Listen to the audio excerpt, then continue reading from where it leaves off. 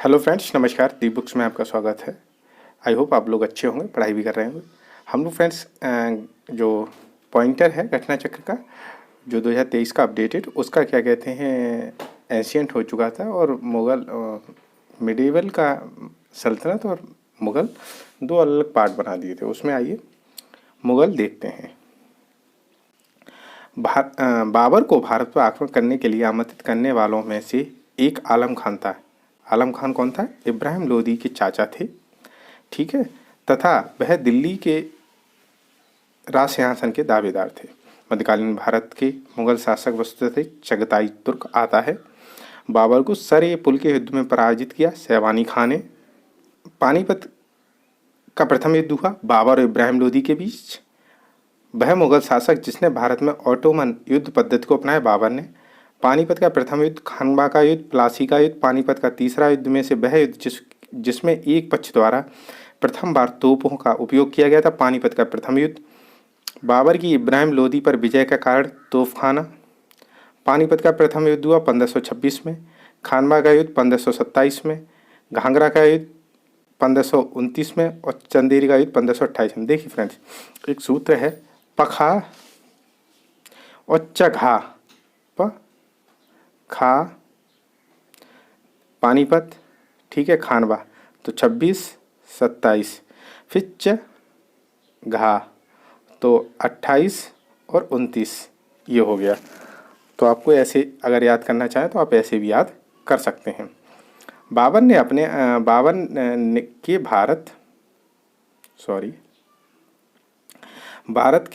बाबर के भारत में आने के फलस्वरूप इस क्षेत्र में तिमूरिद राजवंश स्थापित हुआ। वह युद्ध जिसमें बाबर ने जिहाद की घोषणा की, खानवा के युद्ध में मोस्ट इम्पॉर्टेंट है। पानीपत के युद्ध में बाबर की जीत का मुख्य कारण उसकी सैन्य कुशलता। मेवाड़ के राजा जिसने 1527 में खानवा के युद्ध में बाबर ने हराया था, राणा सांगा। बाबर ने सर्वप्रथम पातशाह की पदवी धारण की काबुल में। वह मुगल सम्राट जिसने जीवन से धैर्य व संकल्प की से सफलता की शिक्षा मिलती है। जहीरुद्दीन मोहम्मद बाबर इसका पूरा नाम है। थोड़ा सा ध्यान रखिए, आता नहीं है और आ जाए तो आप लगा सकते हैं। बाबर ने अपने बाबरनामा में जिन हिंदू राज्य का उल्लेख किया है वह मेवाड़ एवं विजयनगर, ये रह गया। बाबर में साम्राज्य में सम्मिलित काबुल, पंजाब, आधुनिक राजस्थान का क्षेत्र। तजुके बाबरी, बाबर की आत्मकथा लिखी है तुर्की भाषा में। अयोध्या में स्थित बाबरी मस्जिद का निर्माण किसने किया? मीर वाकी ने।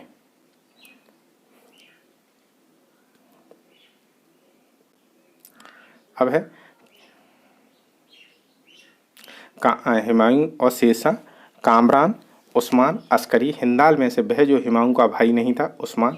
हुमायूं द्वारा लड़े गए 4 युद्धों की तिथि अनुसार सही क्रम तो देवरा, चौसा, कन्नौज और सरहिंद। कौन कौन से, ये याद कर लीजिए, हमेशा पेपर में आते हैं। देवरा, चौसा, कन्नौज, सरहिंद। वे दो शासक जिनके मध्य 17 मई 1540 में कन्नौज के पास युद्ध हुआ। शेरशाह हुमायूं, फरीद जो बाद में शेरशाह सूरी बनाने से इच्छा प्राप्त की जौनपुर से। बलबन अलाउद्दीन खिलजी, इब्राहिम लोदी, शेरशाह जैसे मध्ययुगीन शासकों में से वह जो उच्च शिक्षित था, शेरशाह।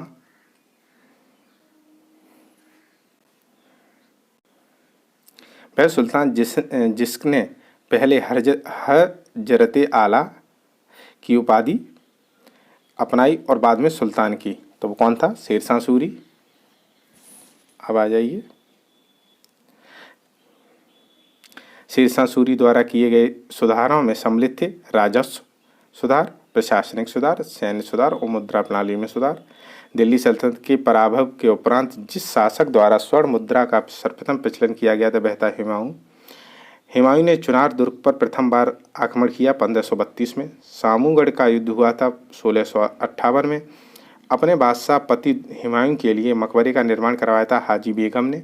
शुद्ध चांदी का रुपया शुरू किया शेरशाह ने।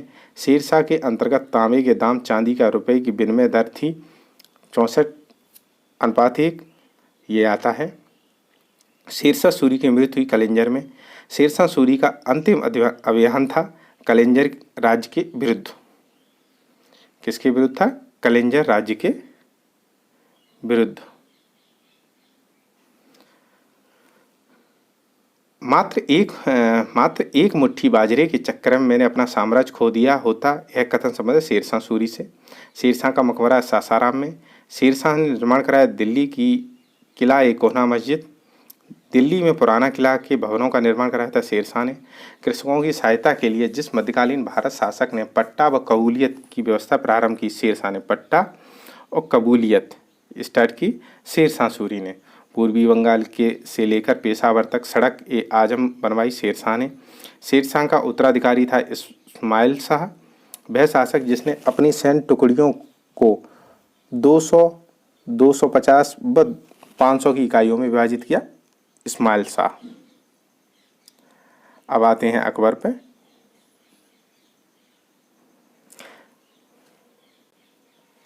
वह स्थान जहां पर अकबर को हुमायूं की मृत्यु की सूचना मिलने पर राजगद्दी पर बैठाए गए, कालानौर।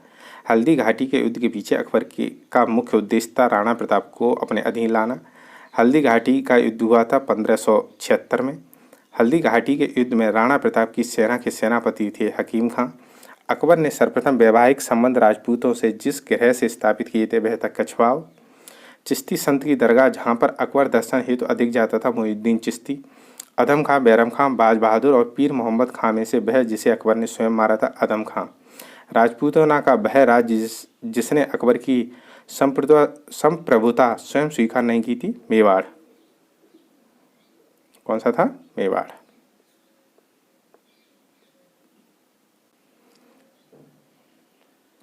अब देखिए, वह राजपूत शासक जिसने मुगलों के विरुद्ध निरंतर स्वतंत्रता का संघर्ष जारी रखा, समर्पण नहीं किया, मारवाड़ के रावचंद्र सेन। मारवाड़ के रावचंद्र सेन अकबर के साथ युद्ध करने वाली रानी दुर्गावती थीं। अकबर के साथ युद्ध करने वाली रानी दुर्गावती थीं। मंडला और गोंडवाना की।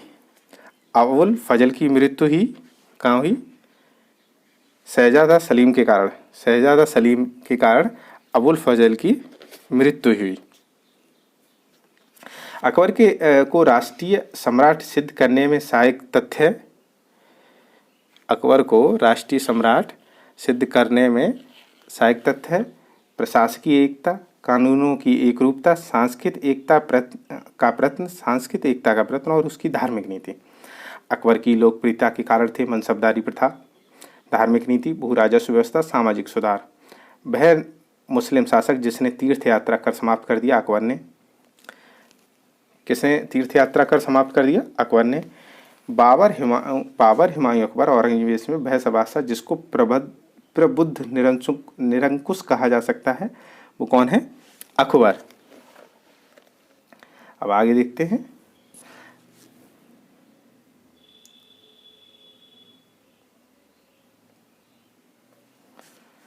वह शासक जिसने आज्ञा दी थी कि आदमी को एक ही स्त्री से विवाह करना चाहिए, तभी दूसरा विवाह, और वह तभी दूसरा विवाह जब उसकी पहली पत्नी बांध्या हो, अकबर। अकबर के बारे में सत्य कथन है। अकबर ने लड़के लड़कियों के विवाह की आयु निर्धारित करने का प्रयास किया। अकबर ने लड़कियों के अभिभावकों के दबाव से अलग स्वयं की इच्छा से विवाह करने की स्वतंत्रता दी। अकबर का शासन जाना जाता है क्षेत्रों को जीतने के लिए, अपनी प्रशासनिक व्यवस्था के लिए और न्यायिक प्रशासन के लिए। अकबर के प्रशासन काल में पुनर्गठित केंद्रीय शासन तंत्र के अंतर्गत सैनिक विभाग प्रमुख था, मीर बख्शी। प्रमुख था कौन था? मीर बख्शी।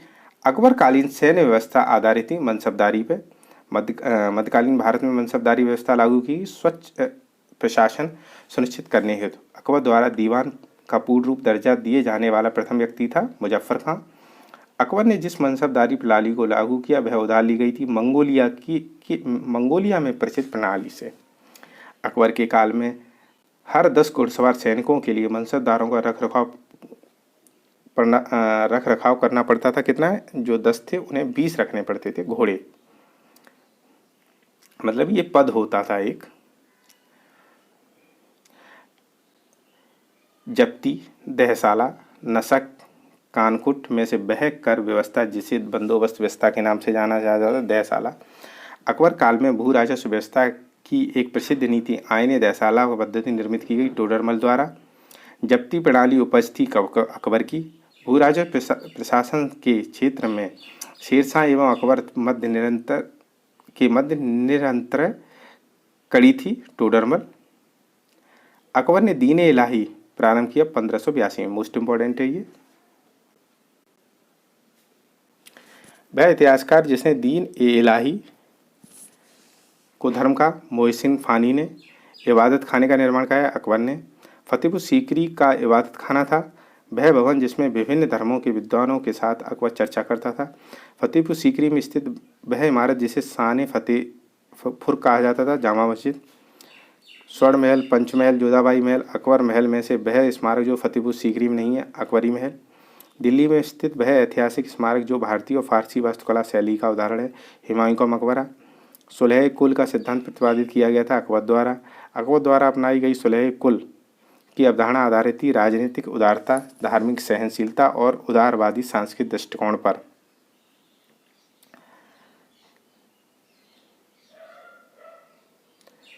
किस पे थी? सांस्कृतिक दृष्टिकोण पर। वह मुगल बादशाह जिसके विरुद्ध जौनपुर में फतवा जारी हुआ, अकबर। अकबर ने कहाँ पर बुलंद दरवाजा बनाया? फतेहपुर सीकरी में। जहांगीर, शाहजहां, हुमायूं, अकबर में से वह मुगल सम्राट जिसने शिक्षा संबंधी सुधार किए, अकबर ने। अकबर द्वारा बनवाई गई श्रेष्ठ इमारतें पाई जाती हैं फतेहपुर सीकरी में। अकबर के शासन में इलाहाबाद में 40 स्तंभ युक्त मंजिल के निर्माण में 5000 से 20,000 लोगों ने 40 साल तक काम किया, यह कथन है विलियम फिंच का। अकबर द्वारा बनवाई गई वह इमारत जिसका नक्शा बौद्ध विहार की तरह है, पंचमहल। जहांगीर महल स्थित है आगरा में। जहांगीर महल स्थित है आगरा में।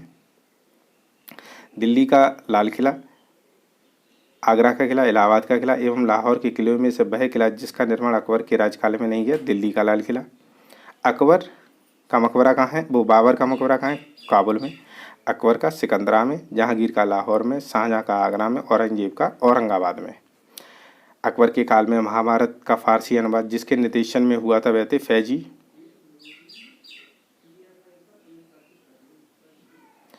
अब्दुल कादिर बदायूनी, अबुल फजल, निजामुद्दीन अहमद, शेख मुबारक में से वह जिसने महाभारत का फारसी अनुवाद किया था, अब्दुल कादिर बदायूनी ने। महाभारत के फारसी अनुवाद के शीर्षक है रज्मनामा। ये मोस्ट इंपॉर्टेंट है और ये क्वेश्चन हर बार आता है, तो आप इसको ध्यान रखिए। वह जो अकबर की इच्छा अनुसार रामायण का फारसी अनुवाद किया था, अब्दुल कादिर बदायूनी ने।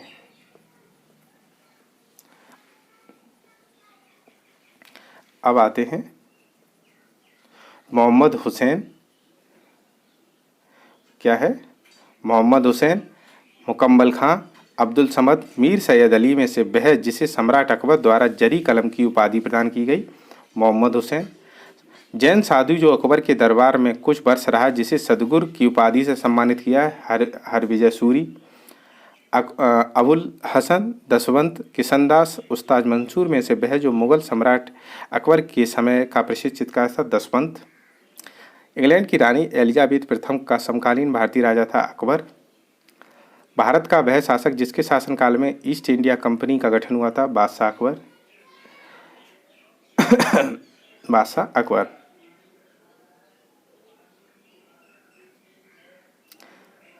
वह मध्यकालीन भारतीय लेखक जिसने अमेरिका की खोज का उल्लेख किया है, अबुल फजल। अकबर के दरबार में आने वाला पहला अंग्रेज व्यक्ति था राल्फ फिल्च। अकबर के शासनकाल की प्रमुख घटनाओं में व्यवस्थित क्रम इस प्रकार है: जजिया की समाप्ति, इबादत खाने का निर्माण, महजर पर हस्ताक्षर और दीन इलाही की स्थापना। अकबर ने बंगाल और बिहार को मुगल साम्राज्य में मिलाया 1576 में। अब है मोस्ट इम्पोर्टेंट जहांगीर। जहांगीर देखिए, दो स्पा और सेस्पा प्रथा शुरू की जहांगीर ने। मुगल मनसबदारी व्यवस्था के संदर्भ में सत्य कथन है, जात व सवार पद प्रदान किए जाते थे। मनसबदारों के 3 वर्ग थे। मुगल और मेवाड़ के राणा के मध्य चित्तौड़ की संधि जिस शासक के शासनकाल में हस्ताक्षरित हुई थी वो था जहांगीर। ईस्ट इंडिया कंपनी ने जहांगीर के दरबार में पहले भेजा था हॉकिंस को। किसको भेजा था? हॉकिंस को। जहांगीर के दरबार में ब्रिटिश शासक जेम्स प्रथम का राजदूत था थॉमस रो। जहांगीर ने खान की उपाधि से सम्मानित किया हॉकिंस को। मुगल सम्राट जहांगीर ने इंग्लिश खान की उपाधि विलियम हॉकिंस। इंग्लैंड के जेम्स प्रथम के राजदूत थॉमस रो भारत आए थे 1615 में। भारत व इंग्लैंड का बहदूत जो जहांगीर के पीछे अजमेर से मांडू आया, थॉमस रो। ये क्वेश्चन आता है तो आप थोड़ा सा ध्यान रखिए इसको। जहांगीर ने थॉमस रो को मिलने का अवसर दिया अजमेर में। विदेशी यात्रियों के भारत आने का कार्यक्रम है रॉल्फ फिच, ये भी मोस्ट इंपॉर्टेंट है, आप इसको ध्यान रखिए। Ralph Fitch, William Hawkins, Nicholas Downton और सर थॉमस रो। एक डच पर्यटक जिसने जहांगीर के शासनकाल का मूल्यवान विवरण दिया था वह है फ्रांसिस्को पेलसट।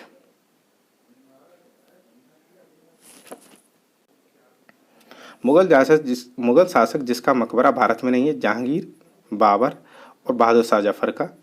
मुगल चित्रकला अपनी पराकाष्ठा पे पहुंची, मोस्ट इम्पोर्टेंट है, जहांगीर के राजकाल में। जहांगीर को नादिर उज जमा की पदवी दी अबुल हसन ने। जहांगीर ने नादिर उज जमा की पदवी दी, किसको दी थी? अबुल हसन को।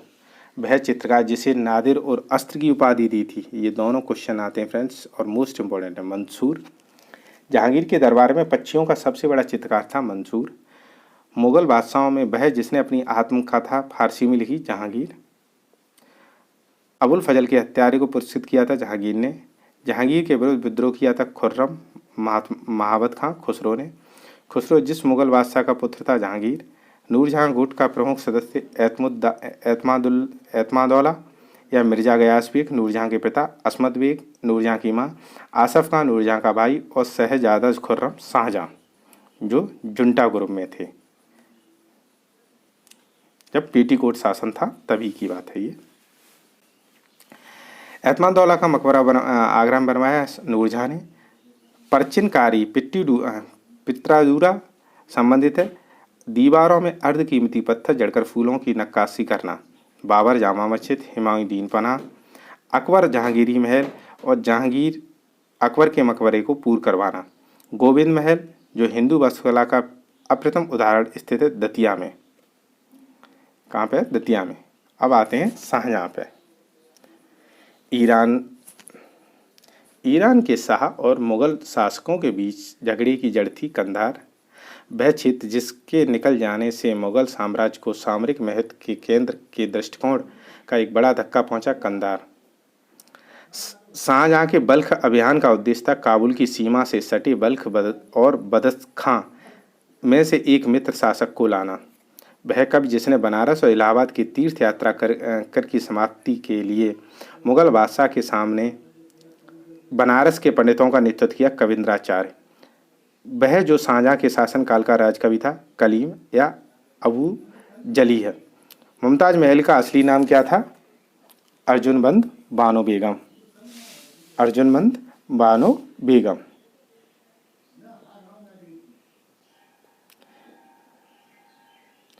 अब देखते हैं ताजमहल, लाल किला। ठीक है, अब देखते हैं ताजमहल, लाल किला, पंचमहल, शेरशाह के मकबरे में से एक का स्थापित हिंदू और ईरानी वास्तुकला का सर्वप्रथम समन्वय देखने को मिलता है। कौन है? ताजमहल। वह मुगल बादशाह जिसने दिल्ली की जामा मस्जिद का निर्माण किया है, शाहजहां। वह मुगल बादशाह जिसने साम्राज्य की राजधानी आगरा से स्थान की, शाहजहां ने। अलाई दरवाज़ा, अलाउद्दीन खिलजी। बुलंद दरवाज़ा, फतेहपुर सीकरी, अकबर। मोती मस्जिद, आगरा, शाहजहां। मोती मस्जिद, दिल्ली, औरंगजेब। मोस्ट इम्पोर्टेंट आता है और आप भूल भी सकते हैं, कन्फ्यूजन क्रिएट हो सकता है इसमें। दिल्ली के लाल किले का निर्माण करवाया था शाहजहां ने। उपनिषदों का फारसी अनुवाद जिस मुगल शासन में हुआ है, शाहजहां के में। शाहजहां ने शाह बुलंद इकबाल की पदवी दी थी दारा सिकोह को। दारा सिकोह ने अपने उपनिवेशकों का फारसी में अनुवाद किया था सिर ए कबर शीर्षक के अंतर्गत। दारा सिकोह की मूल रचना है मज्जम उल बहन।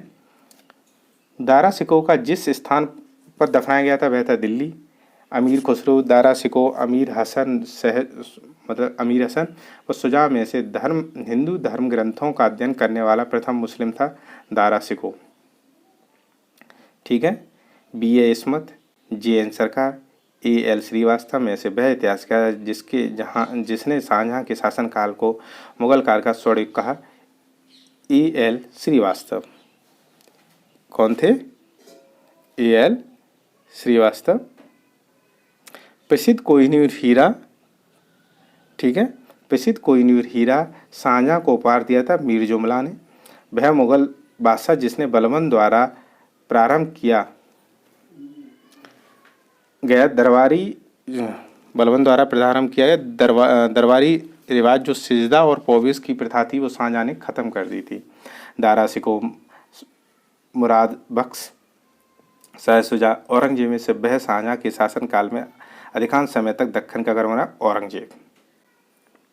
अब आते हैं मोस्ट इम्पॉर्टेंट औरंगजेब पे। मुगल बादशाह जिसको 2 बार राज्याभिषेक हुआ औरंगजेब, ये भी मोस्ट इम्पॉर्टेंट और ये आता है पेपर में अक्सर पेपर में आपको देखने को ये मिल जाएगा। ये धर्मत का युद्ध लड़ा गया औरंगजेब और दारा सिकोह के मध्य। युद्धों का सही क्रम है बिलग्राम 1540, सरनाल का युद्ध 1572, धर्मत का युद्ध 1658 और जाजऊ का युद्ध 1707।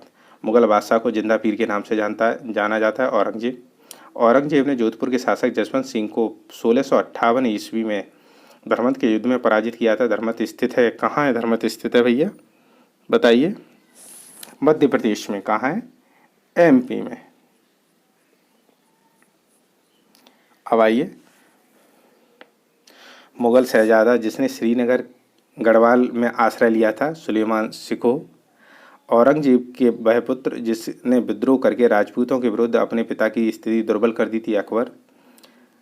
वह मुगल सेनापति जिसके साथ शिवाजी 1665 में पुरंदर की संधि पर हस्ताक्षर किए जयसिंह। मोस्ट इंपॉर्टेंट क्वेश्चन है। औरंगजेब ने बीजापुर की विजय की थी 1686 में। औरंगजेब ने दक्षिण में जिन 2 राज्यों की विजय किया था वह थे बीजापुर और गोलकुंडा। वह बादशाह जिसके अंतर्गत मुगल सेना ने सर्वाधिक हिंदू सेनापति थे औरंगजेब। 1687 में जब औरंगजेब ने गोलकुंडा के किले पर अधिकार किया उस समय गोलकुंडा का शासक था सॉरी अब्दुल हसन कुतुब शाह। मुगल सम्राट जिसने सर्वाधिक संख्या में हिंदू अधिकारियों की नियुक्ति की औरंगजेब।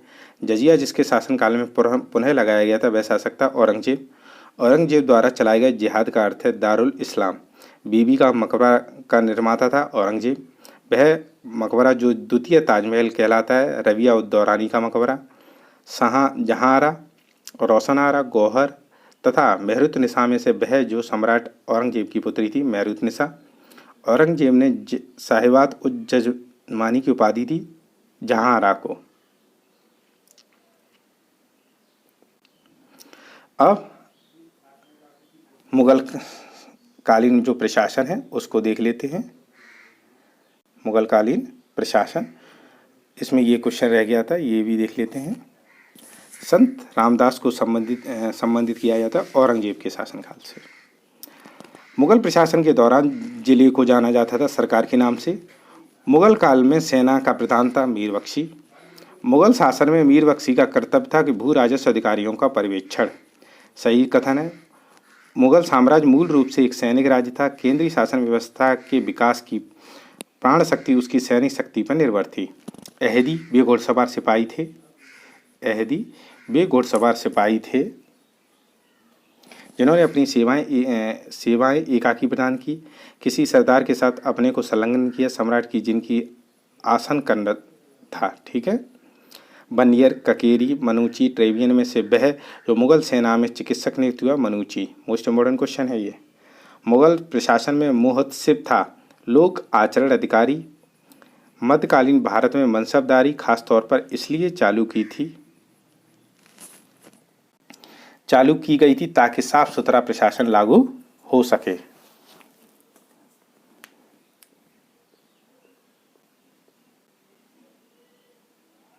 अब देखिए, मुगल मनसबदारी व्यवस्था की विशेषताएं थी। जात सवार पद प्रदान किए जाते थे। मनसबदार आनुवांशिक नहीं होते थे। मनसबदारों की 3 श्रेणियां थी जिसमें 33 वर्ग थे। मशरुत सशर्त पद प्राप्त होते थे। उनका सवार पद जात पद से अधिक नहीं हो सकता।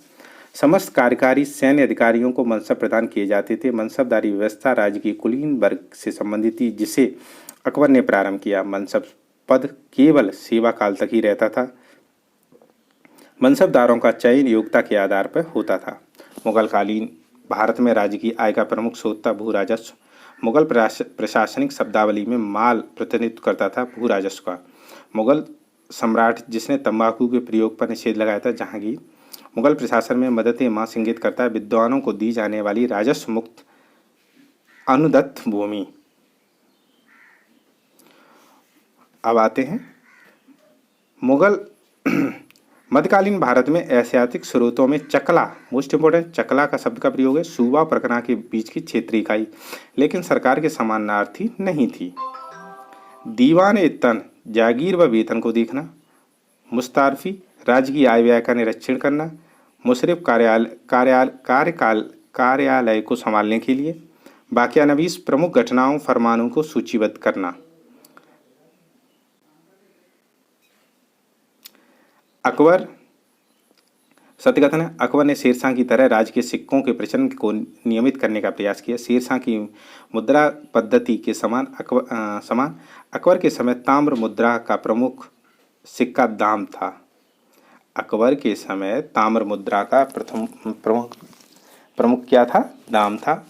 वह जिसने राम सीता की आकृतियों व रामसीय देवगिरी लेख में युक्त सिक्के चलाए थे।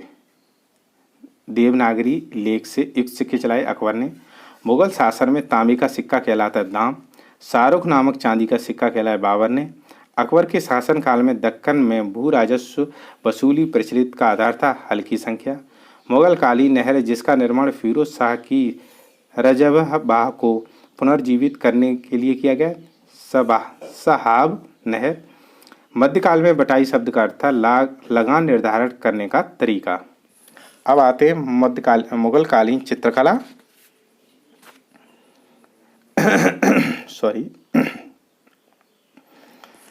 मुगल चित्रकला के विषय में सत्यकथन है युद्ध दृश्य, पशु पक्षी, प्राकृतिक दृश्य और दरबारी चित्रण। चित्रकला की मुगल शैली का प्रारंभ किया था हुमायूं ने।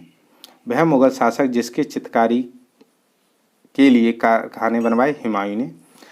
दस्तान-ए-अमीर हमजा का चित्रांकन किया गया अब्दुल समद द्वारा।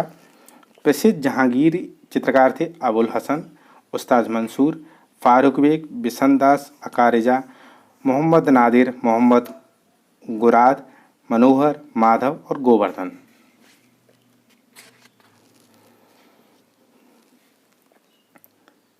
मुगल चित्रकला को उन्नति का जो काल था वो कौन सा था?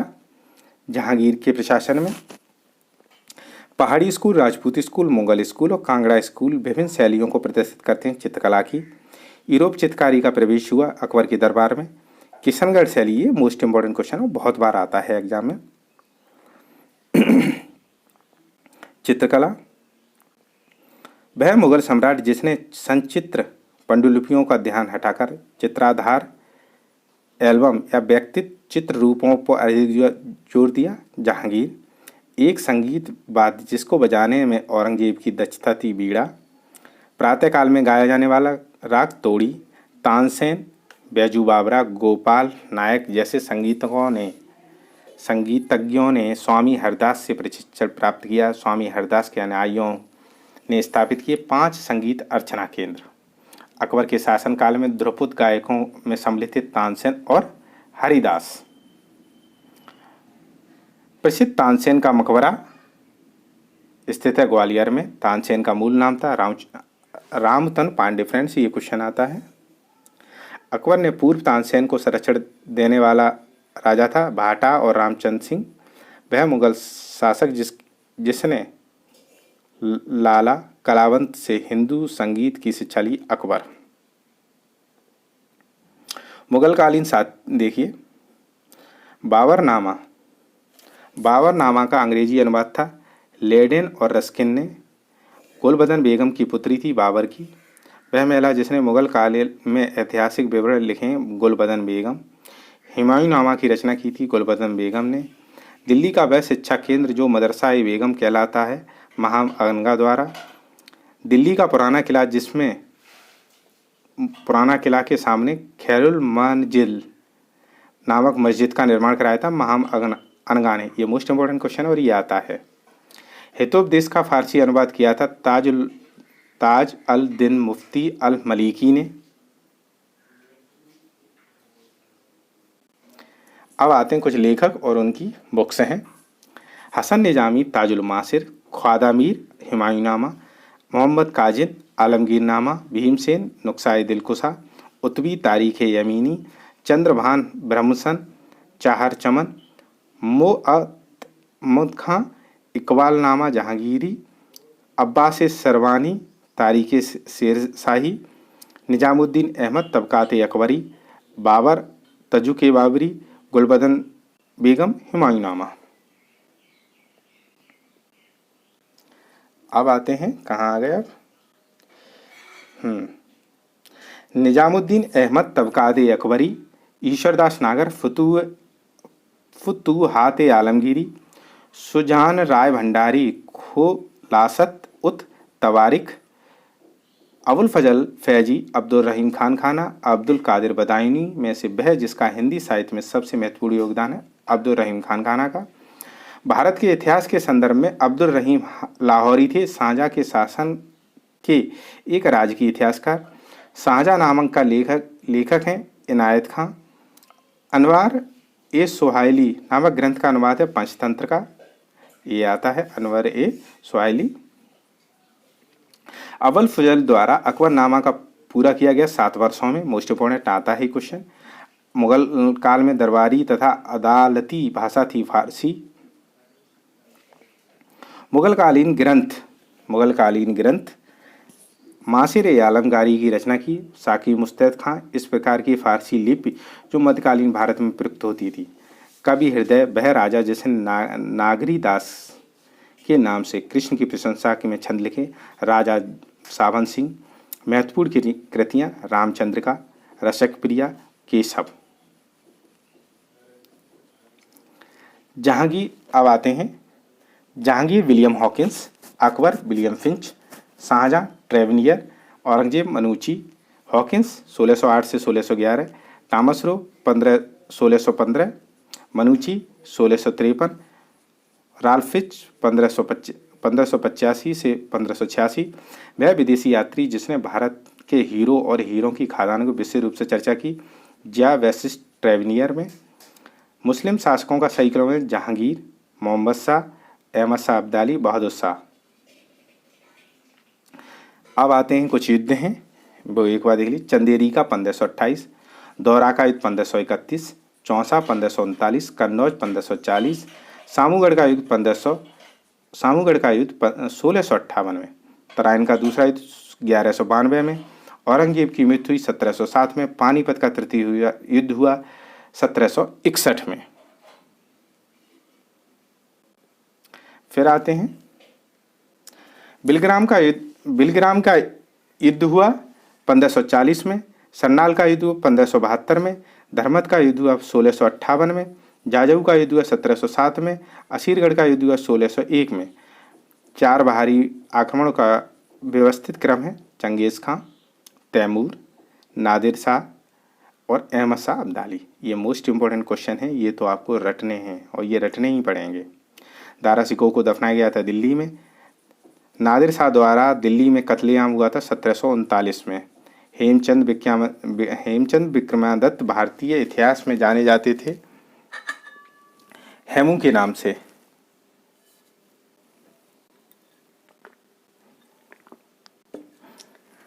अब है भारतीय गौरव का अंतिम सूर्य प्रयुक्त हुआ पृथ्वीराज के लिए।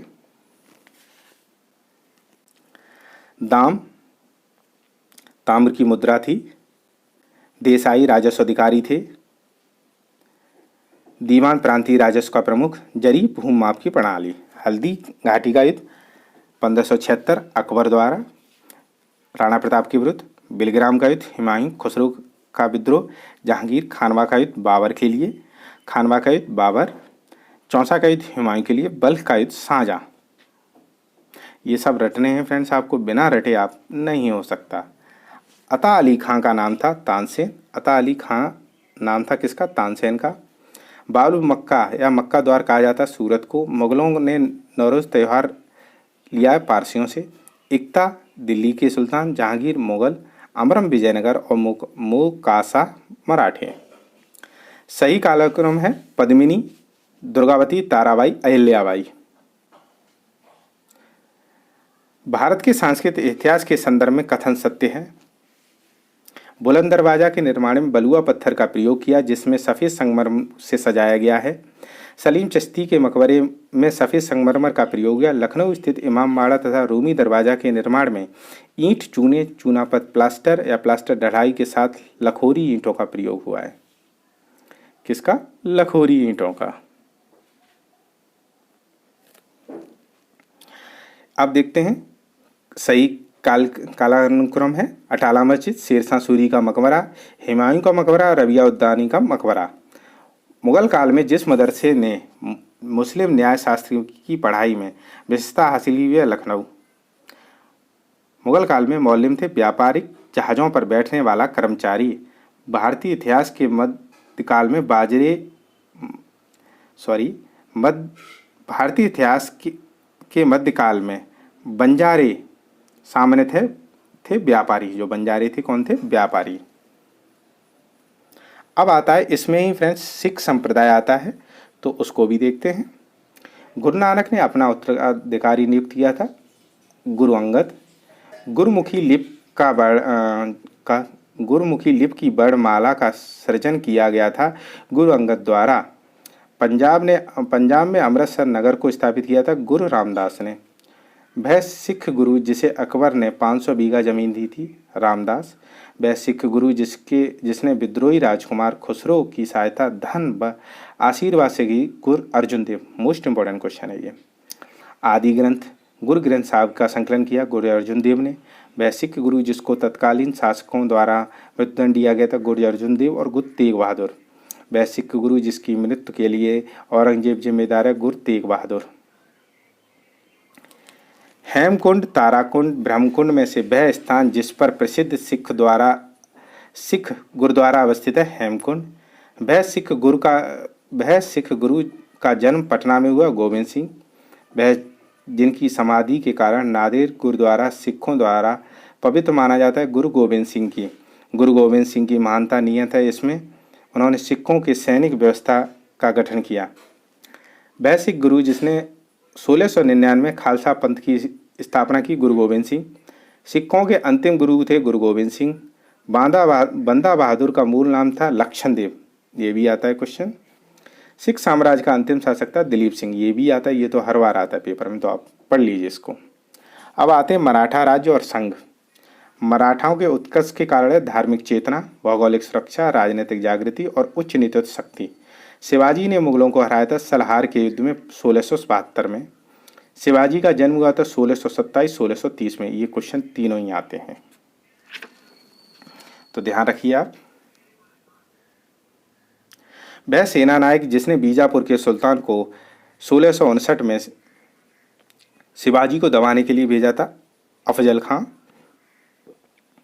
शिवाजी मुगलों की कैद से भागने के समय जिस नगर में कैद थे वह आगरा। शिवाजी की राजधानी थी रायगढ़। शिवाजी का छत्रपति के रूप में औपचारिक राज्याभिषेक हुआ रायगढ़ में। शिवाजी के गुरु का नाम था रामदास। शिवाजी से संबंधित घटनाओं का सही कालानुक्रम है।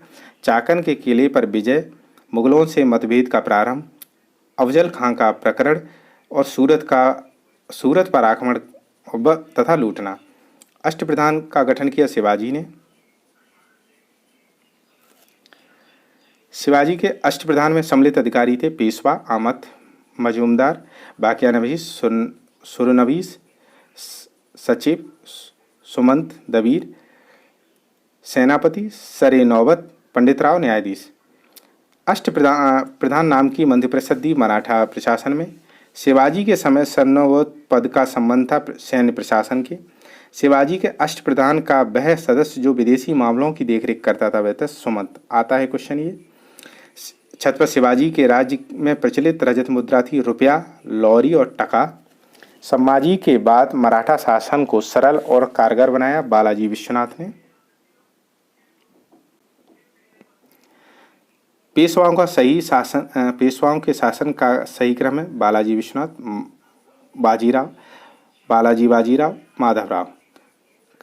ठीक है। फिर सही क्रम है संभाजी, राजाराम, शिवाजी सेकंड, छत्रपति शाहू।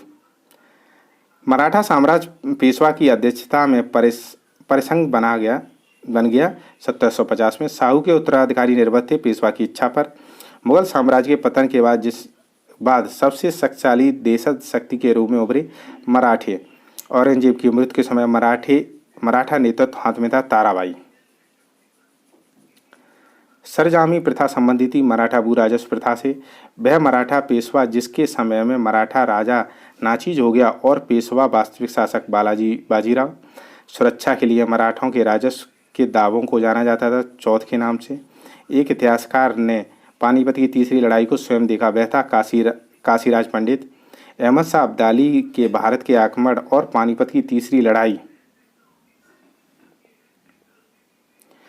लड़ने का तत्कालिक कारण था मराठों द्वारा लाहौर अपने वायसराय तैमूर शाह को निष्कासन का बदला लेना चाहता था। पानीपत के तीसरे युद्ध में मराठों ने हराया था। किसको हराया था पानीपत के तीसरे युद्ध में? अफगानों को। पानीपत का तीसरा युद्ध लड़ा गया था 14 जनवरी 1761 मराठा तथा अहमद शाह अब्दाली। वह रूला सरदार जो अहमद शाह अब्दाली का विश्वासपात्र था नजीब खां। मोडी लिपि का प्रयोग मराठों ने किया है। अब आते हैं मुगल साम्राज्य का विघटन। ये लास्ट टॉपिक है इसका।